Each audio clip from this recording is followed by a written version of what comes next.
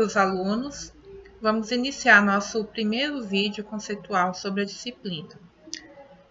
Essa parte se refere à parte inicial da apostila de teorias da administração pública e também à unidade 1 da apostila de gestão da qualidade do setor público. Por que eu resolvi tratar com vocês de novo sobre teorias da administração pública? Porque é importante para vocês iniciarem essa disciplina terem bem claro o conceito de administração pública. E nessa nossa apostila de gestão da qualidade, ela não é tratada tão profundamente. Então, definir a administração pública não é nada fácil, porque ela é um tema bem amplo e complexo. E quando estudamos a administração pública, nós sempre devemos ter em mente o conceito de Estado. Como você aprendeu também nas conceitos de administração, em teorias da administração 1 e 2, esse material também ele oferece base para você entender tanto a administração como a administração pública, como o Estado que será tratado nessa disciplina.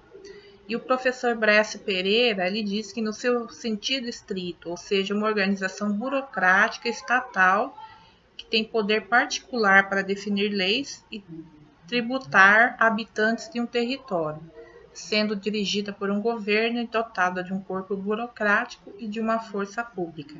Então, esse é o conceito de Estado que o Bresci Pereira traz para nós. E através dele nós podemos entender o que é a administração pública. Para isso, assim também Junquilho traz algumas definições que após análise de diversos estudos envolvendo a temática da administração pública ou de gestão, nós podemos agrupá-la em 3 grandes grupos. A primeira engloba o que chamou de perspectiva da administração como técnica, ou seja, como um conjunto de técnicas de como administrar. Então, a administração ela é usada como uma ferramenta tecnológica, neutra e objetiva, que tem por objetivo chegar a um determinado resultado coletivo e pré-estabelecido. Então, nós temos a administração formalizada e com diversos sistemas de controle, buscando garantir a eficiência.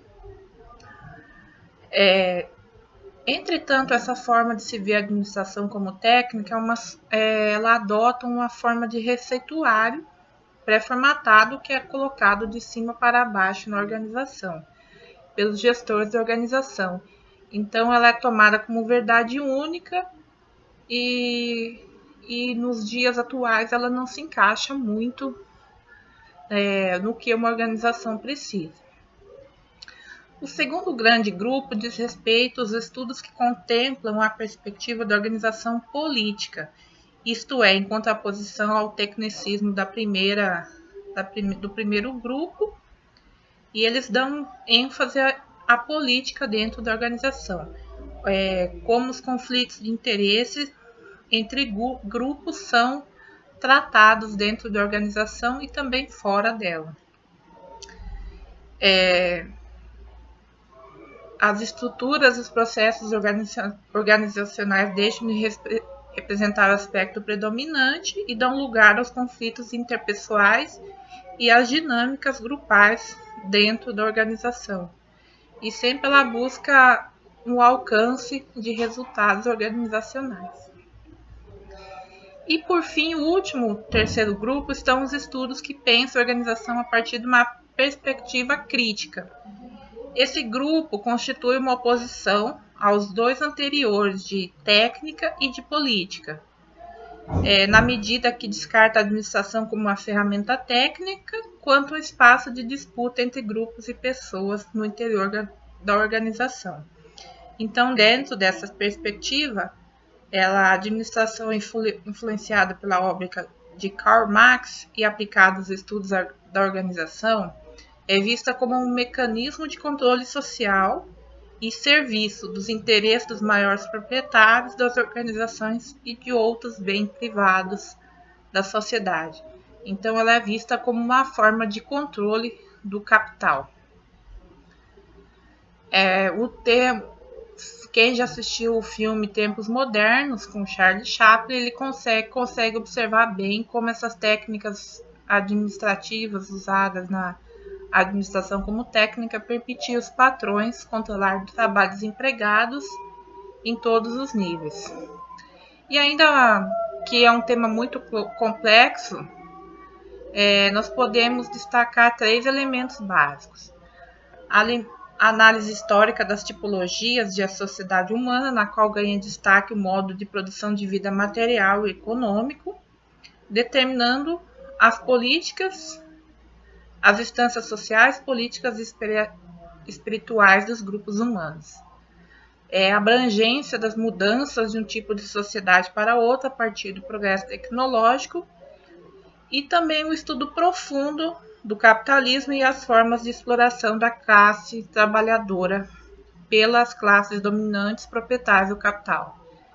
Então, esse pensamento de Marx ele é bem vasto e constitui-se de uma análise crítica à sociedade capitalista emergente no século XIX.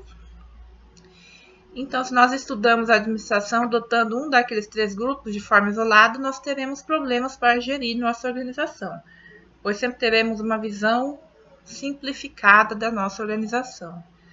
Então, para que nós podemos ter uma visão clara da organização, nós devemos juntar esse tripé técnica, conflitos de grupos pessoais e político também, para entendermos a organização como um todo.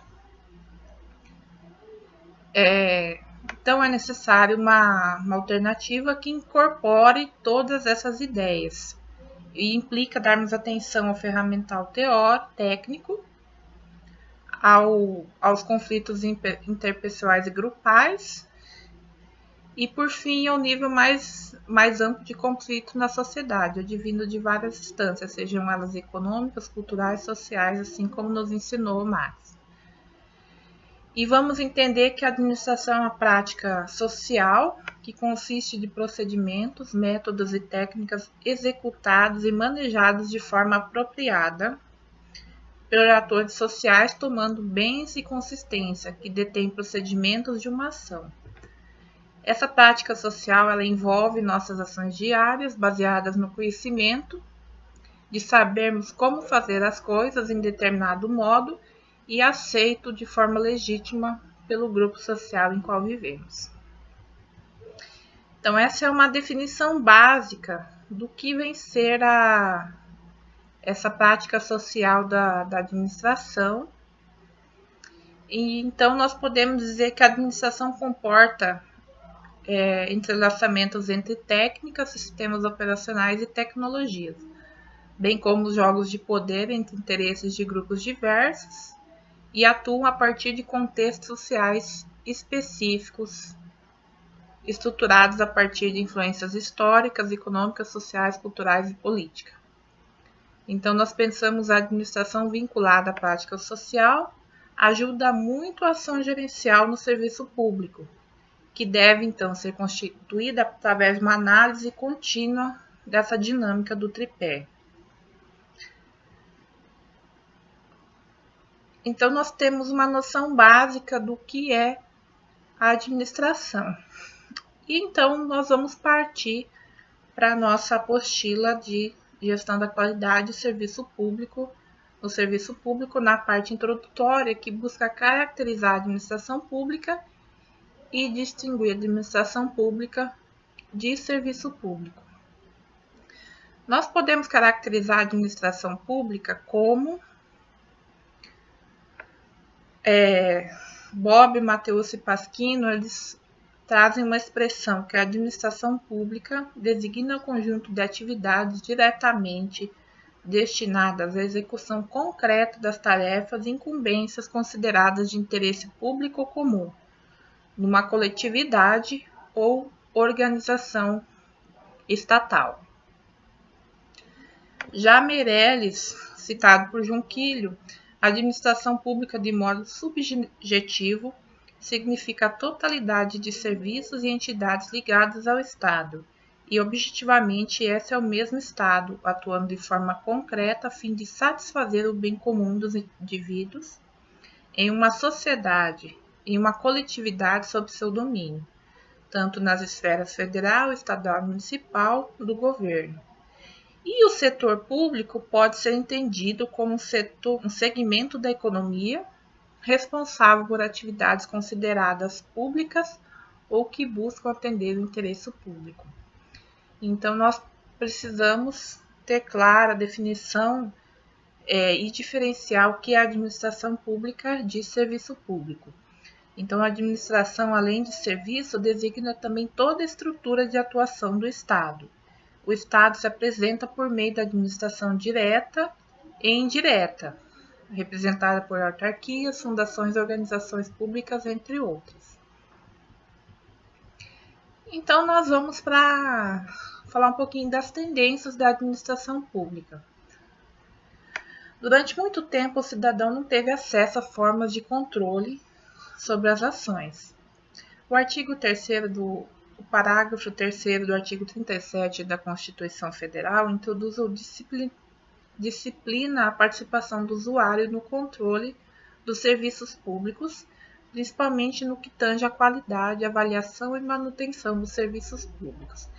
É uma forma de gerencializar a administração pública, trazendo conceitos utilizados na administração privada,